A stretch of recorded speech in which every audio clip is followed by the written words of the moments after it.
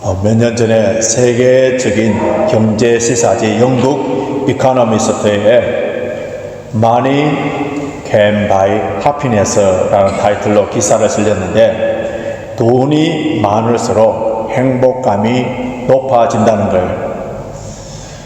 우리가 아는 상식에 의하자면은 돈은 돈으로 집을 살 수는 있지만은 가정을 살 수가 없고, 돈으로 침대를 살 수가 있지만은 잠은 살 수가 없고, 돈으로 시계는 살 수 있지만은 시간은 살 수 없다는 이 네덜란드 속담처럼 돈이 없는 우리들에게 이런 말들이 우리에게 큰 위로가 되지 않습니까? 그런데 세계 155개국 대상으로 비교 연구한 그 논문에서는 소득이 증가하면은 이 주관적인 만족감도 높아진다는 그런 내용을 기록했습니다. 제가 원래 6월 달에 싱가포르에 손녀를 보기 위해서 이제 갔는데요. 난생 처음, 제 인생에 처음으로 비행기에 프리미엄 이코노믹 클래스를 탔는데,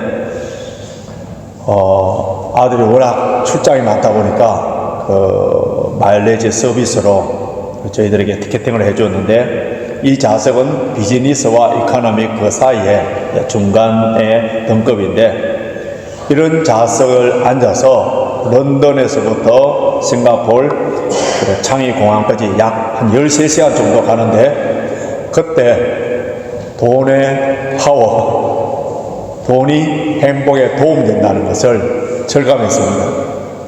좀 넓은 좌석이에요. 그리고 앞에 다리를 좀 펼 수가 있고요. 기내식 식사는 딱 정해진 거 딱 얻어먹는데, 거기는 주문을 할 수 있어요. 하얀 볼을 깔아서 세팅을 다 해주고, 또 기내에 있는 영화를 보도록 하기 위해서 핸드폰을 주는데, 이어폰이 아니고 아주 편한 이 헤드폰을 주고요. 모든 서비스가 다 좋았습니다. 그 서비스를 받고 이제 싱가포르 갔다가 영국으로 돌아왔는데, 이제 다음에 한국을 방문한다든지 장거리 여행할 때에 이제 이코노미 그걸 탈 수 있을까 걱정이 됩니다. 사람은 음식이나 서비스와 관련하여서 한 레벨이 올라가면은 그 다음 내려오기가 참 힘들어요. 특별히 우리가 나이가 들어갈수록 돈이 없어서 그래서 다른 사람들에게 무시를 당하거나, 아니면 젊을 때처럼 몸으로 때우며 고생해야 되는 일을 하게 되면은 더 서러움을 느끼게 됩니다. 그런데 직업의 기천과 수입에 관계없이 항상 행복한 사람이 있는데, 이건 누구냐 하면은 그것은 자기가 하고 싶은 일을 하는 사람, 그 일을 통하여서 만족하고 보람을 느끼는 사람, 그리고 다른 사람들에게 칭찬과 존경을 받고 있다면은 그 사람은 누가 뭐라 해도 행복한 사람이라는 거예요. 특별히 가장 사랑하는 사람에게, 가장 가까운 가족에게 칭찬을 받으면은 가장 행복하다는 거예요. 미국의 셰익스피어라고 불리는 마크 트웨인은 나는 칭찬 한마디면 2달 동안 행복하게 살 수 있다는 그 말처럼요. 여러분, 칭찬과 인정은 사람을 행복하게 만들어주는데, 칭찬은 고래도 춤추게 한다는 말이 있는 것처럼 칭찬은 귀로 먹는 보약과 같기 때문에, 그래서 가족들에게, 자녀들에게, 가까이 있는 사람들에게 칭찬을 많이 해주면은 칭찬하는 본인도 칭찬받는 사람도 다 행복해지는 겁니다. 예수님의 대화법을 보면요, 예수님은 칭찬하고 격려해 줌으로 말미암아 다른 사람의 생명력을 풍성하게 만드는 그런 대화법인 줄 알게 됩니다. 오늘 본문의 말씀에서 세상에서 가장 행복한 여인이 등장합니다. 이 여인은 사람들에게 칭찬을 받기보다는 만왕의 왕이시여 만주의 주이신 우리 예수님께 인정과 칭찬을 받는 일을 한 거예요. 이 여인이 한 일이 우리 주님께 얼마나 감동을 주었는지 우리 예수님께서는 이 여인이 한 일을 복음이 전해질 때 같이 전해지고, 그리고 이 여인의 한 일을 기념하여서 잊어버리지 말라고 했어요. 우리 예수님께서 기념하라고 한 말씀은 성경을 보면은 딱 두 번밖에 없는데요. 한 가지는 성찬식에, 우리 교회 매월 마지막 주 다음 주에 우리 성찬식을 하는데, 죄인들을 구원하기 위하여서 대 속에 죽은 주님의 그 죽음을 떡과 잔을 나눈 주의 몸과 피를 기념하라, 그렇게 말씀하실까요? 또 하나 기억하라는 말씀이 바로 오늘 본문에 등장하는 여인이 행한 일이에요. 자, 13절 보시기 바랍니다. 13절 다시 같이 읽겠습니다. 시작. 내가 진실로 너희에게 이르노니 온 천하에 어디에든지 이 복음이 전파되는 곳에는 이 여자의 행한 일도 말하여 저를 기념하리라 하시니라. 여러분, 우리 예수님께서 공생애 동안 얼마나 많은 일을 하셨습니까? 죽은 사람들을 살리는 일을 3번이나 하셨습니다. 불치의 병을 치유해 주셨고요, 귀신들을 쫓아내는 그런 놀라운 기적을 베풀어 주셨는데, 이런 놀라운 일들을 통하여서 기념비를 세워서 기념하라는 말씀이 한 번도 나오지 않습니다. 그런데 이런 모를 한 여인이 주님께 향유를 붓는 이 사건, 도대체 이 사건이 어떤 사건이길래 주님 감동을 받으시고 이것을 기념하고 기억하라 하시는지 이 시간에 살펴보면서 함께 은혜를 받기를 원합니다.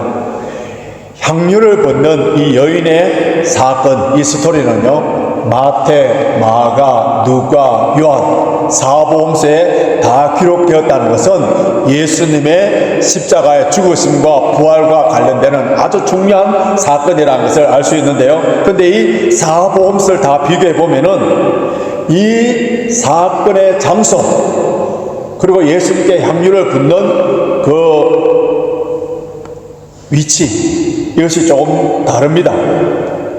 누가복음 7장 36절에서 50절 보시면은 바리새인 시몬의 집에서 죄인인 한 여인, 누가복음에서는 죄인이라고 써요. 죄인인 한 여인이 예수님께 나와서 울며 그 눈물로 예수님 발을 다 적시고 머리카락으로 그 발을 씻고 그 발에 입 맞추어서 그 발에 향유를 부었다 기록되어 있습니다.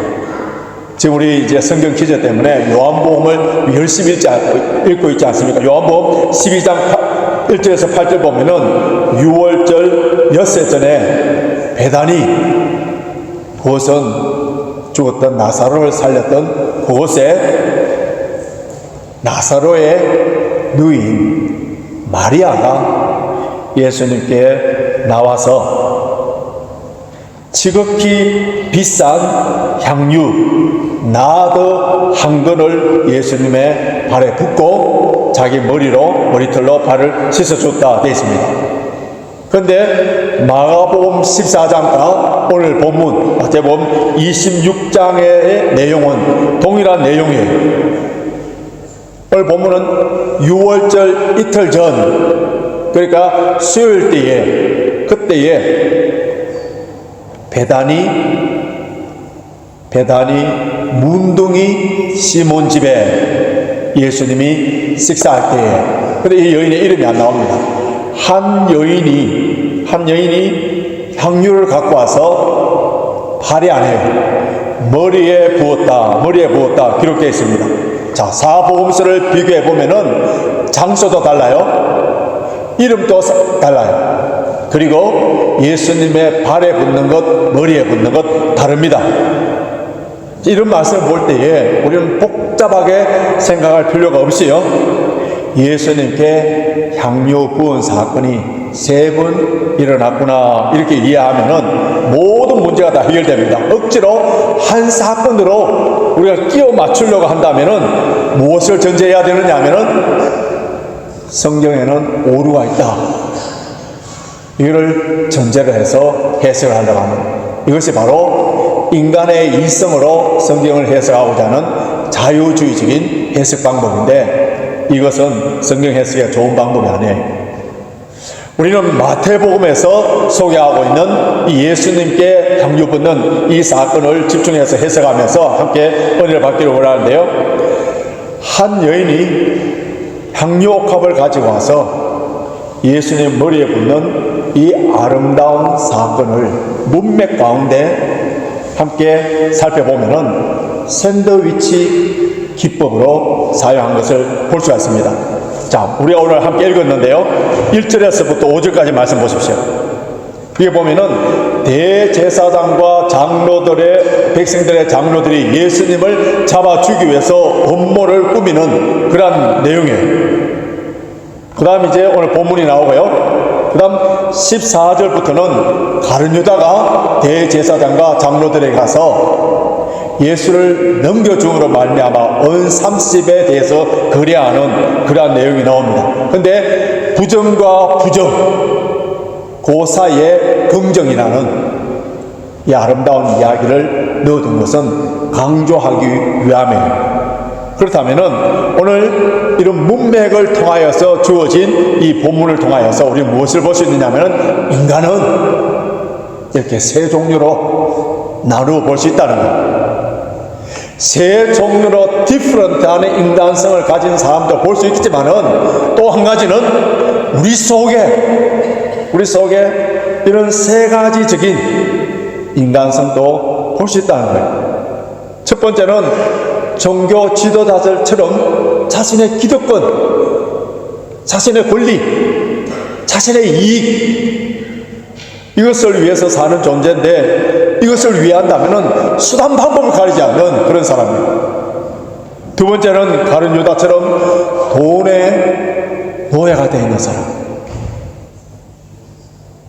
돈이라면 스승이든 부모든 다 팔아버리는 돈의 목적인 그런 사람들이 있습니다.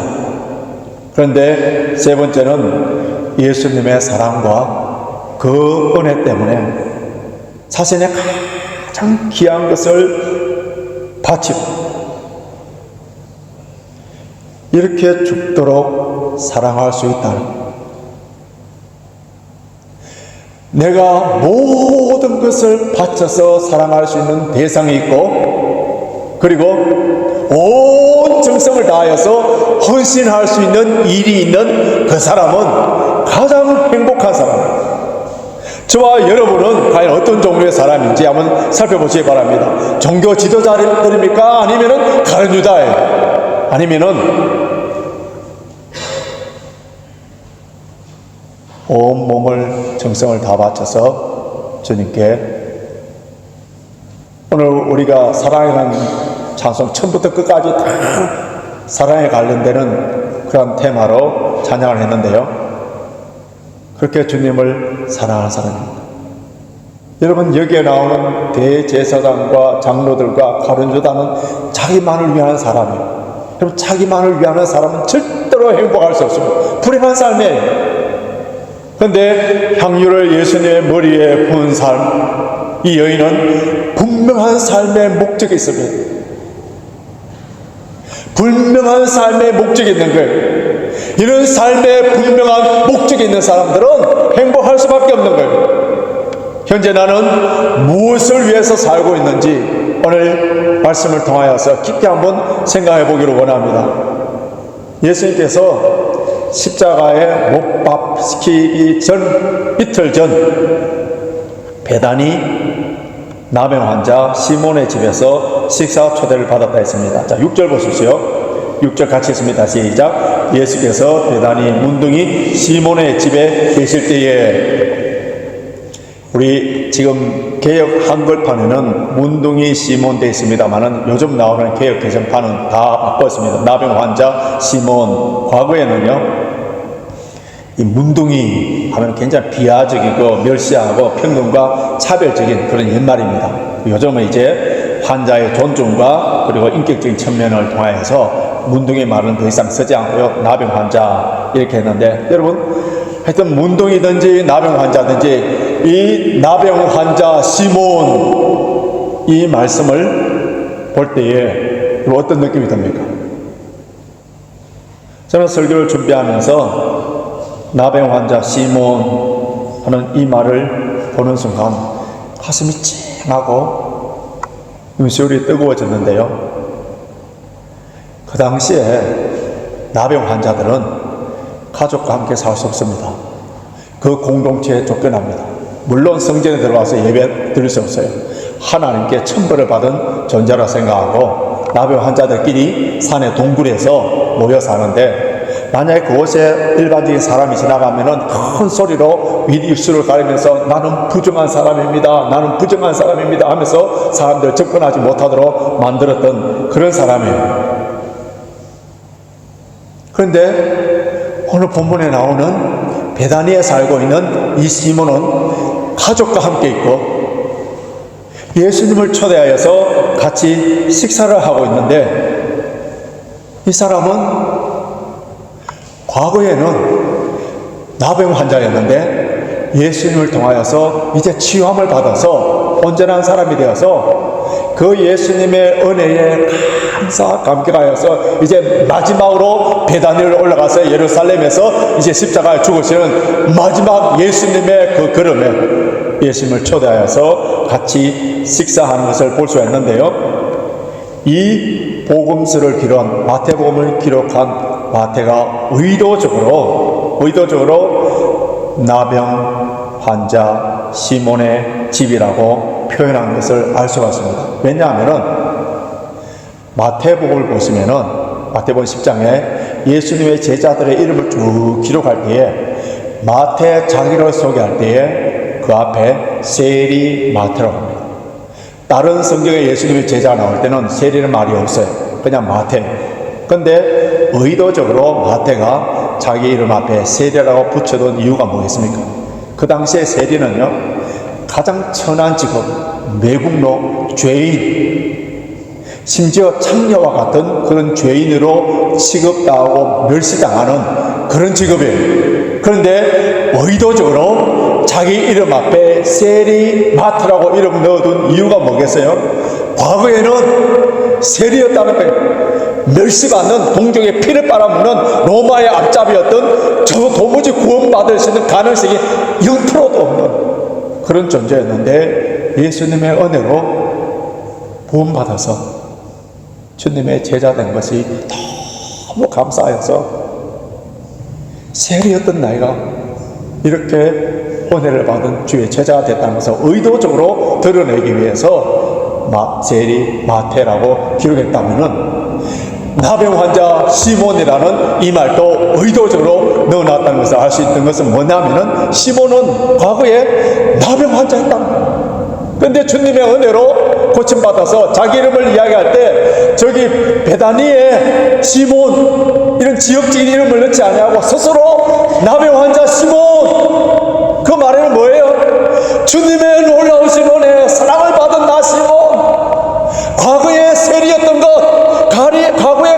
나병 환자였던 것, 그게 부끄러움이 아니라 하나님의 영광을, 하나님의 역사하심을 드러내는 쪽으로 그렇게 하여서 의도적으로 마태는 세리라고 이 시몬은 나병 환자 시몬이라고 부른 그 의도를 잘 표현했다고 볼 수가 있습니다. 여러분, 성경에서 나병 환자는 하나님께 저주받은 그런 병으로서요, 몸이 썩어져 들어가는데도 통증을 못 느낍니다. 필립 얀시가 적었나요? 고통이 있는 것도 축복이라고. 고통을 느낄 수 있다는 것도 축복이라고. 근데 이 나병 환자들은 고통을 못 느껴요. 여러분, 나병에 대한 영적인 상식이 뭔지 아세요? 죄에 대한 무감각이에요. 아무리 큰 죄를 지었다 하더라도 그 죄에 대해서 이제 마음이 완악하고 강팍하여서 죄가 죄인 줄도 느끼지 못하는 것, 이것이 뭐라고요? 나병이에요. 사실 저와 여러분들은 다 나병 환자들이에요. 허물과 죄로 입어 죽었던 자들이에요. 죄에 대해서 전혀 감각이 없던 그런 자였는데 주님께서 고쳐주셔서 이제 조그마한 죄만 지어도 민감해지고 주님께 나와서 회개하고 다시 사죄의 은총을 받아야만 살 수 있는 그런 존재가 됐다는 것이 얼마나 은혜입니까? 죄와 허물로 죽었던 우리들을 구원하여 주시고 오늘 우리가 처음부터 끝까지 주님의 그 사랑을 찬양할 수 있는 하나님의 자녀로 삼아주신 그 은혜를 기억하고 있다. 그 은혜를 너무 귀중하고 소중한 것으로 여기고 사는 사람들은 우리 주님을 사랑할 수밖에 없어요. 시몬의 집에 예수님께서 계실 때에 그때 한 여인이 향유를 갖고 와서 예수님의 머리에 부었습니다. 이 광경을 본 제자들, 아직 영적인 눈이 깨어지지 않은 제자들이 즉각적인 반응이 보이는데 그게 8절 9절에 8절 9절 같이 있습니다. 시작. 제자들이 보고 분하여 가로되 무슨 의사로 이것을 허비하느뇨? 이것을 많은 값에 팔아 가난한 자들에게 줄 수 있었겠도다 하거늘 제자들이 분노합니다. 웨이스트 마니랍니다. 왜 허비하느냐? 굉장히 아까워하는 거예요. 아쉬워하는 거예요. 팔아서 가난한 사람들에게 주었으면 좋겠다. 그때 우리 주님의 반응 보십시오. 완전히 달라요. 10절 보십시오. 10절 같이 있습니다. 시작. 예수께서 아시고 저에게 이르시되 너희가 어찌하여 이 여자를 괴롭게 하느냐? 저가 내게 좋은 일을 하였느니라. 예수님 뭐라고요? 좋은 일을 하였다는, 좋은 일. 그리고 12절 보십시오. 12절 같이 있습니다. 이 여자가 내 몸에 이 향유를 부은 것은 내 장사를 위하여 함이니라. 예수님의 장례식을 하기 위함이었다. 그리고 이 여인을 칭찬하고 복음이 전해지는 곳에 이 여인이 한 일을 함께 지내갑니다. 예수님을 따라다니는 제자들, 그 당시에 하나님을 가장 잘 섬긴다고 했던 종교 지도자들, 어느 누구도 예수님의 십자가의 죽음에 대해서 이해하지도 못하고 준비하지도 못했는데 이 여인만은 준비하여서 향유를 부은 거예요. 이것을 볼 때에 이 여인과 제자들의 가치관이 달랐습니다. 제자들에게 좋은 일이 뭐예요? 매우 귀한 그 향유 옥합을 팔아서 가난한 사람에게 구제하는 일. 물론 구제는 성경에서 가르치는 자선해야 되는 그런 우리 성도들의 의무예요. 그러나 구제보다 앞서는 것이 뭐라고요? 하나님의 뜻, 하나님의 뜻과 그 뜻을 행하기 위해서 우선순위를 두는 분별력이 있는 지혜가 있어야 돼요. 향유를 예수님께 부은 여인의 삶의 가치관이 뭡니까? 그 여인의 삶의 우선순위, 프라이오리티가 뭡니까? 여인은 예수님이 이 세상에서 누구보다도 가장 귀한 존재예요. 무엇보다도 가장 귀한 존재. 여러분, 예수님이 가장 귀하심에 대해서 발견하지 못한 사람들은요, 그 귀중함의 기준을 돈으로 매긴 값이 둡니다. 그래서 값이 나가면은 귀한 거고, 돈이 많이 들어가는 것은 아주 중요한 일이라고 생각합니다. 그러나 예수 그리스도를 가장 귀한 분으로 믿는 성도라면 돈을 최고의 가치로 두지 않습니다. 한 여인이 값비싼 향유를 부었던 것은 돈으로 따질 수 없는 주님의 십자가의 그 대속의 죽음이 가장 소중하게 여겼던 거예요. 그는 뭐를 생각했어요? 오직 예수님만 생각했습니다. 우리 모두가 주님을 향한 사랑과 열정과 열심과 봉사와 섬김, 이런 것들을 통하여서 우리의 수준은 뭡니까? 우리의 기대가 우리의 보상을 채워주기 원하는 것이라면은 순수한 사랑에서 나온 것이 아니에요. 많은 사람들이 예수님을 따릅니다. 열심히 기대해요. 그 이유는 뭐예요? 나의 소원과 욕망이 이루어지기 위함에. 그래서 예수님을 통하여서 나의 기대감이 채우기 위하여서 주에 따르는 자들도 열심히 주를 따르는 거예요. 기독교의 최대의 적이 무엇인지 아세요? 공산주의도 아니에요. 모슬렘도 아니에요. 교회 안에 깊숙이 스며드는 실용주의적인 신앙생활이에요. 실용주의에 대해서 잠시 말씀드리면요, 미국의 존 두이의 그 실용주의 프래그마티즘 철학은요, 지식은 인간을 위한 유용한 도구가 되어야 된다. 이런 역량으로 믿음도 우리에게 도구가 되어야 된다고 생각하는 사람들이 있어요. 나를 행복하게 해주고 나의 소원, 나의 욕망, 나의 기대, 나의 성공을 위한 도구로서의 신앙생활을 하는 사람이에요. 여러분, 이런 실용주의적인 사고 방식으로 신앙생활을 하는 사람들도 예수님께 향유를 부을 수 있어요. 근데 향유를 붓는 이유와 목적이 다릅니다. 내가 300데나리온 가치의 향유를 예수님께 부으면은 예수님께서 3000데나리온, 30,000데나리온 이런 향유로 축복해 줄 거라는 기대 속에 붓는 겁니다. 그런데 자기가 원하는 결과가 나오지 않냐고. 그러면 어떻습니까?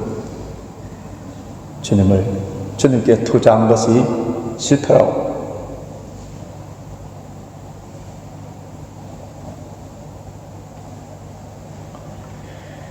우리 예수님께서 이 여인에 대해서 칭찬하시고 복음이 전해지는 곳에 이 여인의 한 일이 기념되도록 하라고 하신 이유는 그녀의 사랑이 순수했을 뿐만 아니라 주님의 구속사적인 십자가의 죽음에 대해서 가장 잘 이해하고 있었기 때문에 그래서 주님의 죽음을 준비한 거예요. 이런 사랑에는 조건적이지 않습니다.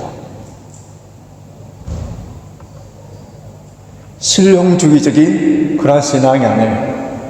어떤 시인이 이야기했던 것처럼 사랑하는데 무슨 이유가 있나요? 이 여인에게 무슨 이유가 있나요? 오직 한 가지, 주님을 사랑하기 때문에.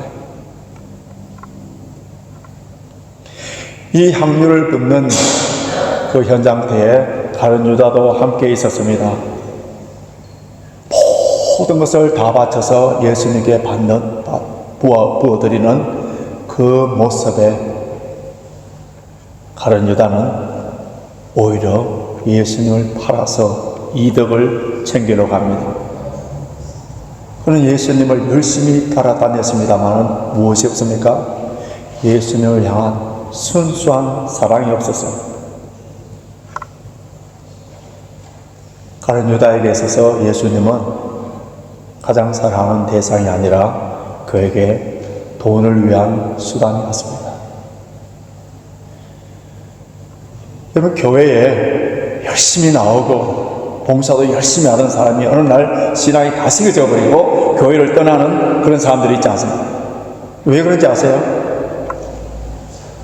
주님을 사랑하는 마음으로 신앙생활을 하지 않기 때문에. 남들 앞에 자랑하고 높아지고 싶은 마음 때문에 신앙생활을 열심히 했지만 그 기대와 그 소원대로 이루어지지 않는다면 결정적인 순간에 교회를 떠나가 버립니다. 여러분, 이런 현상은요, 신앙생활뿐만 아니라 우리 가정생활도 마찬가지예요. 요즘 황혼 이혼이 늘어난다고 하고요, 또 이상한 말, 조론을 한다는 말도 있습니다. 수십 년을 같이 살다가 왜 이렇게 헤어집니까? 정확하게 표현하면요, 사랑하지 않기 때문에. 필요에 의해서 한 지붕에 같이 살다가 이제 더 이상 필요 충족이 되지 않기 때문에 떠나가 버린다는 거예요. 사랑하면 떠나가지 않아요. 주님의 몸된 교회를 사랑하면 떠나가지 않아요. 내 필요를 채워주지 못하는 교회라면 언제든지 떠나가 버립니다. 여러분, 주님을 사랑하는 길이 뭐예요? 지금 주님이 교회의 머리요, 몸이신 주님의 교회, 주님의 몸된 교회, 주님을 사랑하는 사람은 떠나가지 않아요. 그래서 우리 주님께서는 우리를 향하여서 너는 나를 사랑하느냐? 그 사랑의 고백, 삶을 통하여서, 나의 모든 것을 통하여서 그 고백이 없는 가운데에서 하는 일들은, 그 열심은 정확하게 표현하자면은 자기 유익, 자기 만족을 위한. 그래서 주님께서는 베드로에게 사명을 주시기 전에 너는 나를 사랑하느냐? 너는 나를 사랑하느냐? 그 사랑의 고백을 받기를 원했습니다. 이 여인은 순수한 마음, 주님께서 그녀에게 베풀어 주신 그 은혜에 감격하는 마음으로 예수님께만 시선이 집중되어 있습니다. 요즘 리더십이나 자기 개발에 관련되는 그런 책이 나오면 우리 한국에서는 베스트셀러가 되는데요. 서울대학교 공대를 졸업하고 미국 가이스트에서 석사 박사학위를 받고 현재 서울대학교 재료공학부의 교수로 재직하고 있는 황농문 교수가 책을 출판했는데, 한국에서 오시는 어떤 분이 제게 그 책을 이렇게 선물을 주신, 그 책 이름 제목이 몰입이에요. 몰입. 근데 그 책의 부제, 서브타이틀이 아주 인상 재밌는데요. Think hard. Think hard. 일에 미치지 말고 생각에 미치라. 그 책의 내용을 보면요, 인류 역사상 뉴턴, 아인슈타인, 에디슨과 같은 과학자들, 그 워렌 버핏과 같은 투자자들, 빌 게이츠와 같은 세계적인 CEO들, 이들에게는 아주 독특한 공통점이 하나 있는데, 그것은 바로 고도에 집중된 상태에서 문제를 생각하는 몰입적인 사고를 했다는 거예요.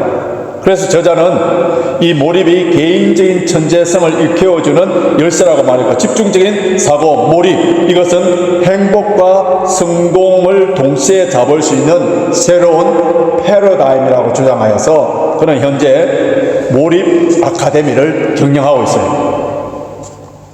우리가 사실 돋보기로 햇빛을 한 곳에 모으면은 종이를 태울 수 있다. 또 이것을 고도로 집중시킨 것이 레이저 강선인데, 이것을 통하여 금속도 뚫을 수 있지 않습니까? 실패하는 사람들, 실패하는 사업가들 보면요, 동시에 여러 가지를 산만하게 하려는 거예요. 그럼 교회도 마찬가지입니다. 실패하는 교회, 성공하는 교회 차이점이 무엇인지 아세요? 사람의 관점의 성공과 실패가 아니라 하나님의 관점에 있어서 교회답지 않는 교회, 하나님이 기뻐하시는 교회, 그 차이는 예수님께 집중하느냐 집중하지 않느냐의 차이예요. 어떤 교회는 건물도 커요, 많은 성도들, 교인들도 모여요, 사회봉사도 선교도 열심히 합니다. 그러나 예수님께 집중되어 있지 않고 예수님께 영광을 돌리지 않는다면 그거는 종교 비즈니스고요. 그러나 아무리 적은 교회라 하더라도